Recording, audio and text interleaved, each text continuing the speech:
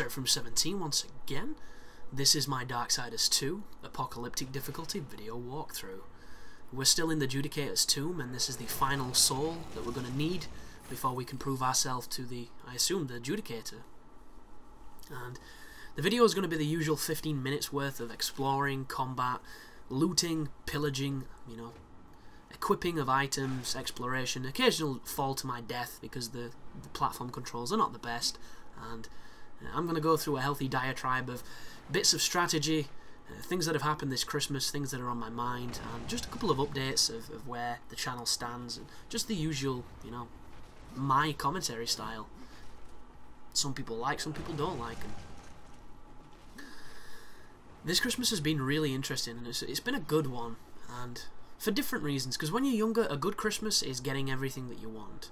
When you're older, a good Christmas is, you know, spending time with the people that you want, I believe. I think that's the definition that I would say now. And like, I've managed to spend a lot of time with my girlfriend, which is awesome. I've managed to spend a decent amount of time with my friends, but I've also managed to, you know, get myself into those situations, which I think we all do, where you meet someone you've not seen in a long time, and you all kind of agree that you should see each other more often.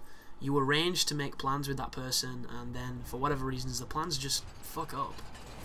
And it happened yesterday, in fact, because I was out what am I on about? It's not even been New Year's. I was out Christmas Eve. And on the previous commentary, I mentioned that we have a Christmas Eve tradition of going around all the pubs in my area, and you know, having a merry session, seeing people we've not seen for a long time, laughing, crying, all the great stuff, being sick, whatever you wanna do, it's entirely up to you. And it didn't happen this year, and last year was a bad one, and it was a bad one for a lot of personal reasons, mainly because we had friends that came to it who'd been coming for years, that we've known for a very long time, and all the old jokes, all the in-jokes that, you know, you pull out of that every time you see these people, they kind of ignored the fact that they understood them. And it was just really sad watching this person pretty much pretend to be somebody else just because of his girlfriend. And this happens to a lot of folks, and if you're young and you're listening to this and you're wondering, you know, what am I on about?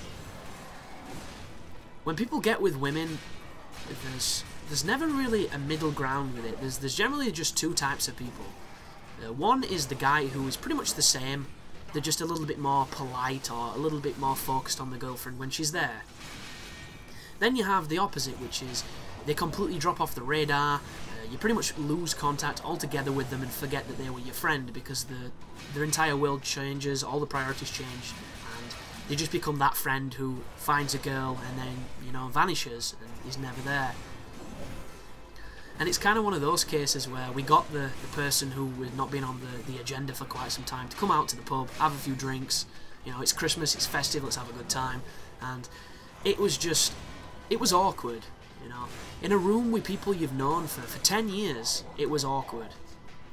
Right? And stuff like that is, I find that stuff really sad and really upsetting, and at the same time, I understand that things change, life changes, it's one of those things where, you know, sometimes the friends that you think are your best friends when you're at one age, in a couple of years you might even not keep any contact with them. It's just the way it works. It's not intentional, it's just a gradual degradation of you know, the important people in your life. And last year were just absolutely terrible for that. And this year, it didn't happen. It's one of those things where now it's broken down to such an extent that you're just wondering what the fuck's going on. Oh, by the way, I do not know the best way to fight this guy. In fact, I hate fighting this enemy, so if anybody does know the best strategy, like the full-on win strategy that's all over GameFAQs or wherever, please feel free to comment it. But before you do so, please read the comments, because I get a lot of people commenting the same thing, and if you just read the comments, you would know that it's already been put. And that's not me, you know, being a dick. It's just one of those things where, like, I allocate a certain amount of time to commenting on people's comments, and I do like responding to people because I do think it's how you should run your YouTube channel, but the amount of times I have to say the same things can get really annoying, and it's better for everybody that way. I don't come across sounding sharp when I say something, and, you know, you manage to share your knowledge and get some recollection for it. Or some recognition, which is a better name. Recollection's to do with memory, and it's not what I wanted to say. But this is more bombflower puzzles, this is more platforming. A lot of people on certain guides who are new to this channel have told me to talk more about the game, but I'll say the same thing now as I said then. If you need me to help you do things which a toddler can do, you shouldn't be watching my stuff, because it's just not going to be for you. A lot of the strategies and a lot of these guides are very simple and they're very samey, and you can only tell somebody how to do something so many times, and the only way you learn is when you kind of take yourself into deep waters. So getting your hand held for 100% of a walkthrough is not how you're going to get better at that game. So just focus, just be patient, and you'll be fine. You don't have to be the guy that says, talk about the game because I don't know how to smack pink crystals on an elevator. So there you go. But this Christmas anyhow, saw a couple people in the pub who usually do the annual event, and we had a nice couple of drinks and, you know, a nice bit of a whinge, saying that we're all usually doing our thing and nobody's managed to get here now for various reasons, be it money problems, be it women, be it just general bullshit excuses, and we should all get together on said day, on this day. And they said the 27th, which was yesterday, and I was like, okay. I had a shit ton of stuff to do, guys. I had not uploaded a video in a few days. I'd not made a video in even longer. I'd not even been near my computer. I'd been at my girlfriend's house. I'd been with my family having, you know, several Christmas dinners. I'd spent more time in the pub than I had in my house. It's just hectic, and I didn't want to go out on the 27th. I wanted a break. I wanted to get my sense of taste back and do some YouTube stuff, you know, just relax with my girlfriend, watch some darts or something, watch something shit, you know, just chill. But I had this obligation to my friends because I hate being that person who makes plans and then breaks them. I hate being that person. I just can't do it. If I say I'm going to do something, I try and do it. That's just how I've always functioned. And we made these plans for the 27th, and on that night, my girlfriend was getting ready. I was texting a couple of people, you know, are you going to be there? No reply. What pub are your guys in? No reply. No reply. So we ended up going anyway to one of the locals. It was absolutely dead. There's about 5 people in it, and me and my girlfriend on top of that. We had 1 pint. We were listening to the common characters of your local pub. One guy was talking about the manufacturers of Xboxes putting in kill switches to intentionally make them fail, which is something I talked about, which is the conspiracy of something called planned obsolescence. Well, if you can imagine somebody very drunk and very common trying to explain it to a bunch of people that don't really know what an Xbox is, and he was trying to tell them about this conspiracy that everything is designed to fail, and it's because, you know, the build ethic and stuff, and they're humouring him, and it was just the most ridiculous conversation you've ever heard in your entire life, that half the world will probably think didn't happen, and the other half will think it deserves to be on a sitcom because they know the exact type of people that would say that type of stuff. And we supped up anyway, then we went across the road to the next one, and I saw a buddy of mine who has come out with his drinking and that, and he remembered, you know, the 27th, we'll go out and have a drink, 27th, tonight's the 27th, and we were the only 3 people that made it to this. It's usually like a 10+ strong group, and we were the only ones that even made the fucking effort, and I was really mad, guys. I was so mad. And, you know, my girlfriend had got all made up to go out. That guy that was there had worked earlier that day and still managed to come out, and it was just us. And don't get me wrong, we had a great time. There was a karaoke machine on, and there was a bunch of locals forcing people to do karaoke. So, you know, there were people that were terrible, there were people that were good, there were old boys getting on the mic and singing war songs. It was great. We had too much to drink, we laughed too much.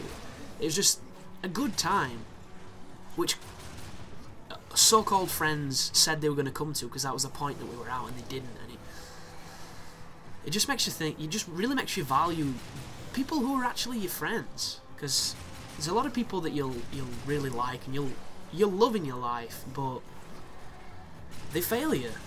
They really do.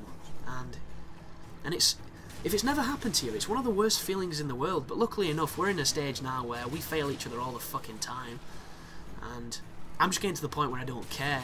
And it's sad, because these are people that I've known for a very long time, but how difficult is it to return a text? And I'm the least phone-orientated person you will ever meet. I've owned 1 phone in my life. It's the same phone I own now, and I got it when I was 17. And the only reason I got that phone was because I was going to a festival.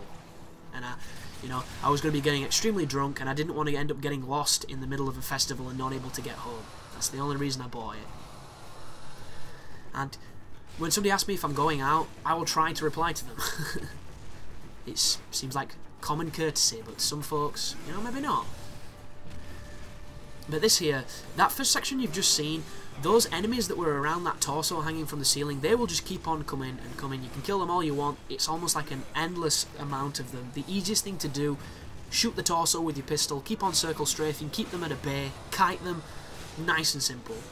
After you do the first life bar, this guy's going to turn up, and he's pretty much just like every heavy enemy on this game.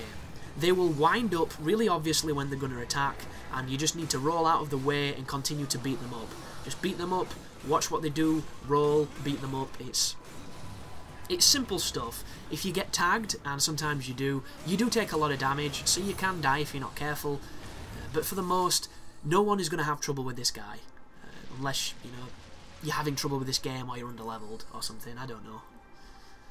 But now that he's down, we can take the final soul, and we can go to the last area of this dungeon and finally get to some new scenery, because the dead world on this game lasts a lot longer than any other area for me. And when I was playing it the first time, I still thought there was a ton of the game left, because I thought we were going to meet up with war, and I thought it was going to resolve the entire story and make a little bit more sense in the overall fiction. Which, spoiler alert, it doesn't.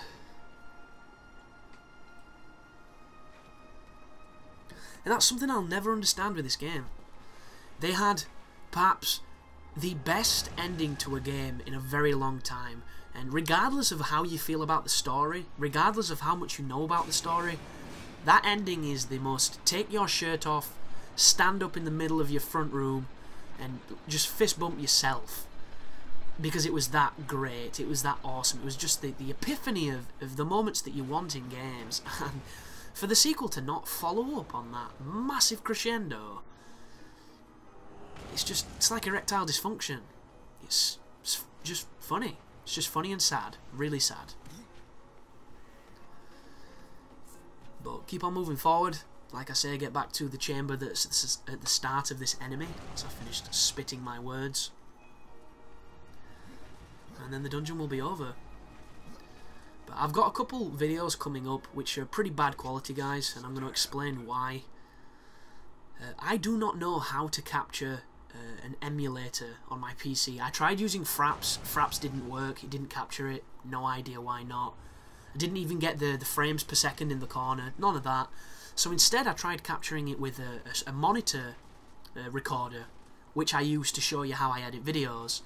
And it recorded it, but instead of recording the full screen, which is how I play the game, it recorded it as like one corner in the top left, like 1/4 of the full screen. So the picture's very small, and I attempted this twice, because the first time I attempted with Fraps and it fucked up. Second time I attempted with this one, so it took like 2 hours, because I wanted to do... it's not a balls deep, it's not a playthrough, it's just, me chilling, playing a game I've never played but I've always wanted to play. And the commentary is not me filling the awkward silences like I like to do on my guides, because that's my style and that's what I think is the best. So instead it's just, I talk every so often, I do little quips, the things that I find funny, or the silliness and stuff like that, make a couple of observations, but for the most I'm quite reserved, and it was just a nice chilled down, hour-long look at an RPG. And like I say, the footage is tiny, and not only that, when I went to drag it into my editing software, for some reason it recognises it as an audio file alone. It doesn't recognise it as a video file, which I don't get at all, because it's the same setup and the same settings that I did for the other one, which worked fine. So, I'm cursed with technology, and this was just one of those moments where it fucked me for no real reason. So I've got this audio file of an hour worth of footage that I don't want to scrap because I like it, and I want to put something different on my channel, and I can't, so I ended up converting it into like a WMV or an MP4. And obviously when you convert source footage, you lower the quality of the footage, and I like the highest quality footage I can put out, and this to me looks pretty terrible. So when I do upload it, it's going to look kind of bad. Don't play it in high resolution, don't play it in full screen, you're just going to do yourself a massive disservice, because it just looks shit. It really does. But at the same time, it's fun, it's a good video, and I enjoyed making it, so I'm definitely going to throw it up. But there's going to be a disclaimer at the start that I realise the quality's not great. I don't really know how to record from the emulator, and if anybody does know and you're watching this video, please feel free to either link me to something that helps you work it, or if you know the steps, write them down yourself, because I've gone on a few different tutorials, a few different help forums, and I've tried the things they've said, and none of it's worked. So I'm just firing it out there for the unknown geniuses that watch my channel. But thank you for watching, and you take care now.